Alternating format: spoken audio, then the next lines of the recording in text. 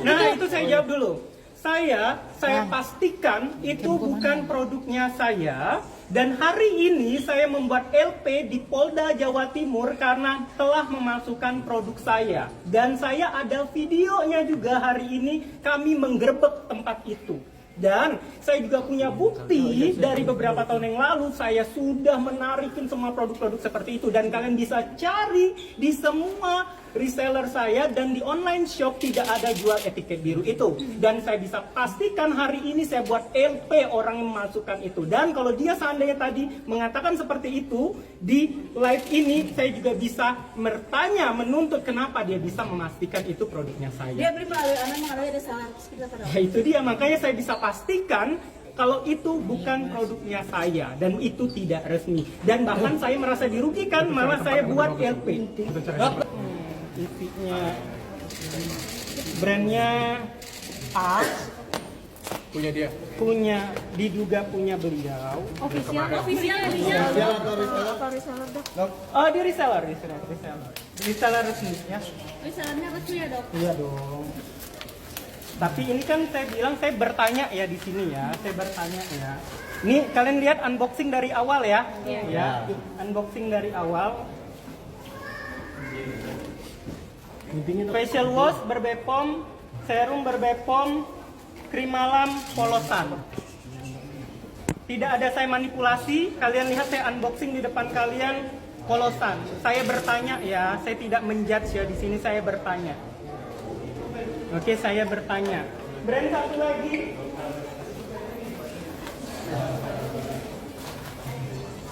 Di depan kalian saya unboxing.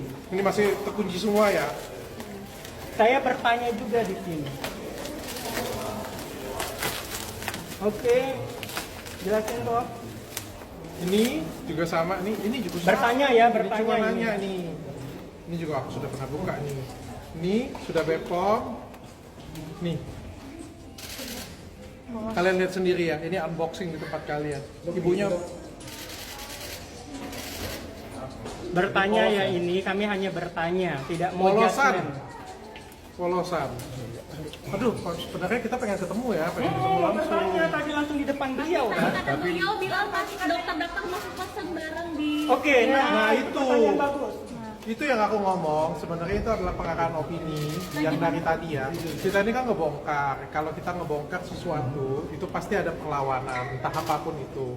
Yang satu, merusak kredibilitas kita berdua, supaya bisa jualan. Yang kedua, pasti berusaha memecah belah kita berdua. Supaya apa? Karena kalau sendiri-sendiri akan lebih mudah Dia dihancurkan. mau mengadu domba kami berdua. Memberikan kayak, kasih tahu bahwa saya Dr. Oki ngorder, aku ngorder, ya gitu. Punya itu menandakan dia punya kredibilitas kayak gitu ya. Secara pabrik dia memang punya izin, dia boleh produksi dan aku juga sebenarnya memang aku produksi di sana. Ya dulu beberapa tahun yang lalu karena salah satu sahabatan saya juga produksi di situ, aku juga produksi di sana. Karena pabrikku juga waktu itu belum ada dan kita punya keterbatasan untuk produksi. Ya, aku tahu bahwa ada beberapa pabrik itu jualan etiket biru abal-abal dan sebenarnya bukan cuma dia, ada banyak pabrik, bukan cuma dia, salah satunya adalah dia sebenarnya. Tapi aku ada produksi di tempat dia itu produknya Bepom dan sudah aman, sudah kita masukin ke lab semuanya sama-sama. Dan kemarin pada waktu Dr. Oki sudah mengadu, ya aku terkejut dong bahwa wah ternyata lebih besar daripada itu, lebih serem daripada itu. Ya kan produkku sudah terlanjur diproduksi di sana ya, dan nggak bisa itu kita langsung switch itu dalam waktu 2 hari 3 hari nggak bisa. Switch produk itu di pabrik itu butuh waktu 6 bulan. Yang permintaan konsumen selalu meningkat. Dan permintaan konsumen selalu ada. Jadi itu dibawa seolah-olah pabriknya kredibel, seolah-olah kayak kita itu apa ya ngomongnya Yang mau nurun kredibilitas. Iya, nah itu yang aku sayangkan ya. Jadi kalian yang kita permasalahkan juga kan yang bawa jualan etiket biru ke reseller itu yang kita permasalahkan sebenarnya. Oke, saya tambahin kalau untuk versinya saya, kalau kalian menonton podcast di awal itu, saya sudah mengatakan saya terjebak dengan kerjasama. Ingat, di situ saya terjebak di kerjasama itu sehingga saya mau tidak mau membuat produk yang khusus di reseller saya di pabrikan dia. Terjebak kerjasama. Maka dari itu saya membuat brand satu lagi namanya Skinmology.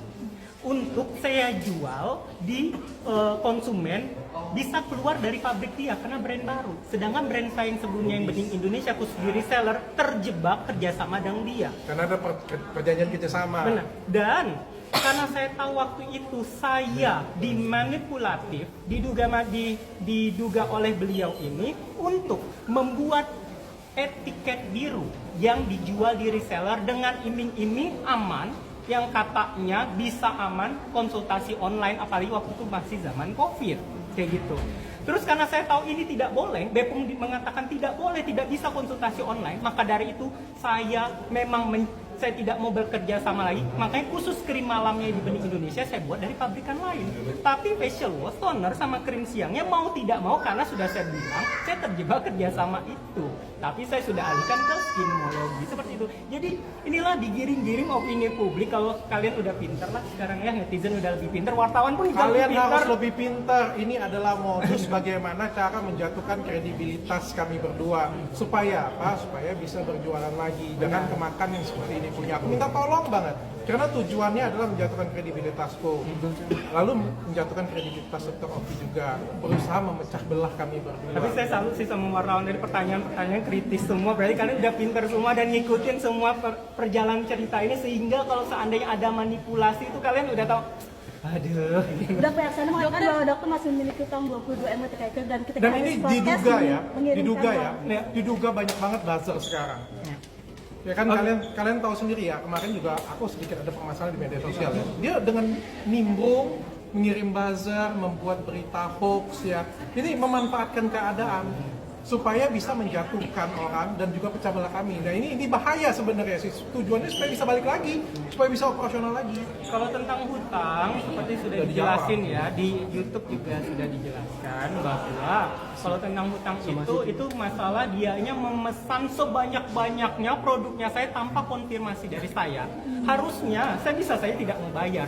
Tapi itu yang saya bilang di YouTube, saya dikatain, oh Dokter Oki punya hutang, Dokter Oki punya hutang, untuk jatuhin karakter saya. Akhirnya ya udah saya bayar aja hutang saya per Maret 2024 sudah lunas. Apa lo? Nah, udah lunas, kenapa? Dan kalau seandainya kemarin saya punya hutang dan itu masalah hukum bagi dia, laporin aja perdata kali. Malu aja sama rumah saya di Bundaran Pondok Indah kalau seandainya punya hutang seperti itu aja. Katanya masih diperbayar per tanggal 24 September itu gitu. Itu yang orderan yang dia bilang Dokter Oki masih order. Itu yang saya bilang tadi, yang saya terjebak kerjasama itu. Dok, disomasi gimana dok? Tiga nama. Kan disomasi. Nah, biasa sih, namanya kita memperjuangkan sesuatu ya, pasti ada resikonya. Benar, sih. benar. Kemarin juga aku anggap semuanya itu ini adalah bagian dari semua resiko membuka ini semua. Benar. Selagi kami membawa ini semuanya untuk membela kebenaran atas nama masyarakat Indonesia, even pun nanti disalahkan, saya bangga disalahkan dengan memperjuangkan masyarakat Indonesia. Oke. Jadi pada saat Ibu Heni bilang ini belinya benar nggak sih di reseller dia resmi atau enggak gitu, pada saat dokter beli produknya Ibu Heni? Ya tinggal kita jawab, kalau seandainya dia laporkan, tinggal kita jawab ke penyidik dong. Sesimpel itu. Tapi pada saat dokter beli itu memang di reseller resmi atau gimana? Saya kalau seandainya bisa seberani ini, berarti saya sudah seyakin ini. Itu saja. Berarti 22M itu dokter dijebak itu Apa? yang soal utang 22M itu. Dia mengorderkan barang-barang saya seenak perutnya aja. Pas pengakuannya kalau nggak sudah dok. Sesimpel ini aja, kalau punya hutang kenapa nggak laporin saya kalau nggak bayar hutang? Ya tahu tadi dia bilang berapa itu, dan juga sudah selesai ya. Jangan nanti narasinya Dokter Oki belum bayar hutang, sudah selesai Maret 2024. Oke. Terjebak ya dengan kerjasama itu ya. Oh, kalau kalian nonton aja YouTube-nya. Tabayun nggak dok sama Nah kita mau tabayun Tadi mau tabayun kan, mau datang, kok nggak dibolehin? Tadi seakan-akan iya mau ini, kami datang kok nggak dibolehin? artinya mempertanyakan tabayun itu gitu. Nah itu dia, maksudnya kan kok beda di mulut sama beda sama apa yang terjadi. Terakhir komunikasi baik dengan Ibu Heni kapan dok?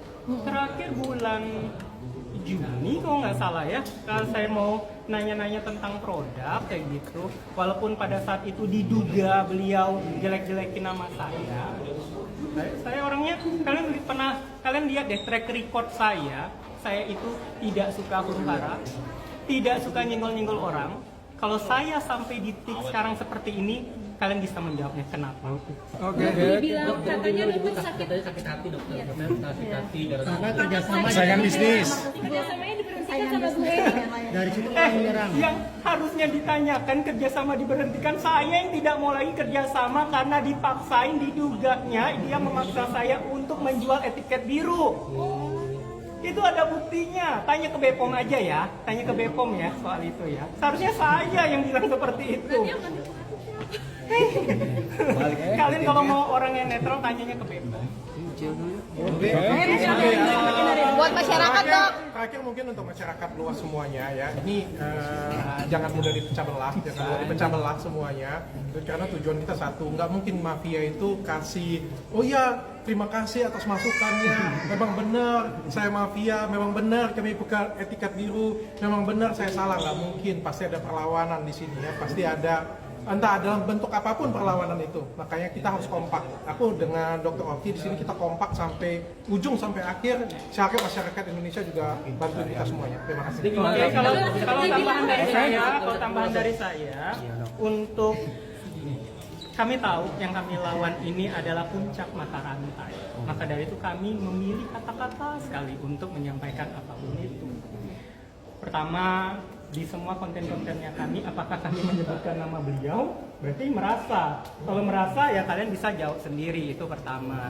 Kedua, kalau bukan beliau merasa diduga mafia skincare, harusnya beliau tenang-tenang saja dan mempertanyakan ke Bepom. Kok kan Bepom yang sudah merilis tentang diduga mafia skincare itu, bener kan Bepom kan? Kok dia marahnya ke kami? Harusnya dia mempertanyakan ke Bepomnya itu.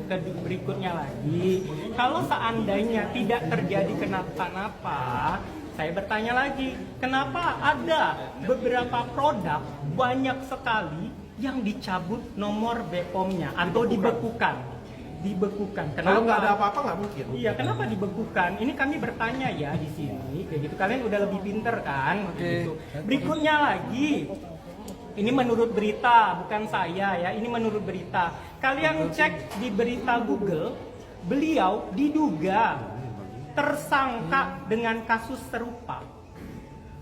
Berarti dan kalian coba hubungkan dengan pernyataan Bepom sudah melakukan kesalahan ini berulang dan tersistematis.